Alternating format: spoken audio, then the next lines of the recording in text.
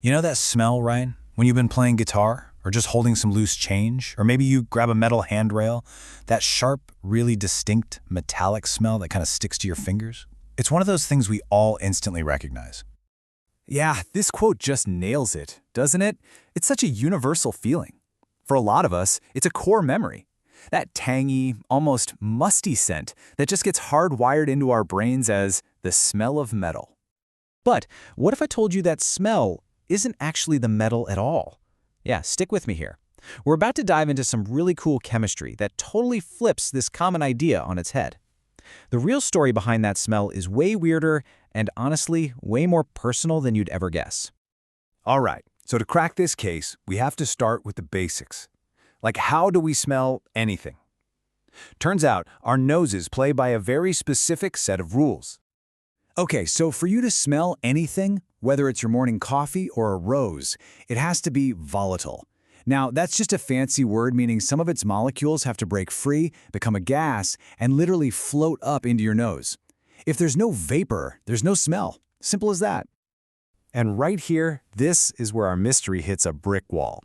See, things like perfume are practically begging to release vapor. That's their whole job. But metals, iron, copper, they're the total opposite. Their atoms are locked down tight, like a fortress. At room temperature, absolutely nothing should be escaping. No vapor at all. So we've got a real paradox on our hands. We all know what metal smells like, and yet the laws of science are telling us it's impossible. Metal shouldn't have a smell, period. So, what's going on? If the smell isn't coming from the coin or the guitar string, where in the world is it coming from? Well, the answer is probably the last place you'd ever think to look.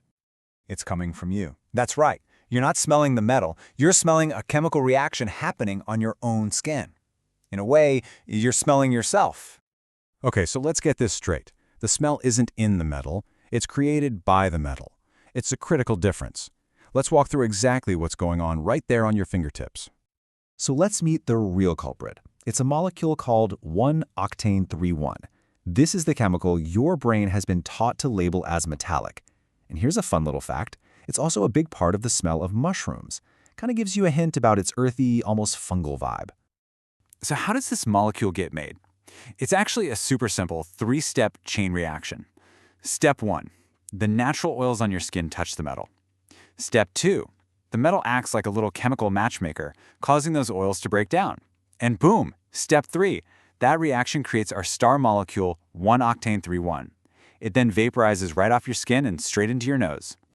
And the power of this mental link is just wild. So check this out. A chemist actually made pure 1-octane-3-1 in the lab, put it in a vial, and asked a friend to take a sniff. No context, no clues, nothing. The friend's reaction was immediate. And it wasn't just a fluke. They tried it with another friend who had the exact same thought, even narrowing it down to a specific object. It just goes to show how deeply our brains have connected this one single molecule with the entire concept of metal. So, okay, this is more than just a cool piece of trivia. Knowing this actually changes everything about how we perceive the smell. The implications here are, honestly, they're pretty mind-blowing. Think about it. Since the reaction happens with your specific body chemistry, the metallic smell you create is completely unique to you.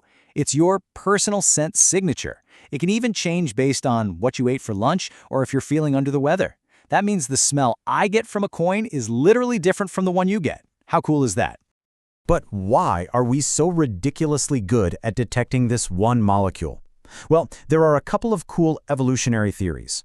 One idea is that since the iron in blood kicks off the same reaction, it could be a leftover survival skill, helping our ancestors sense danger or track a wounded animal.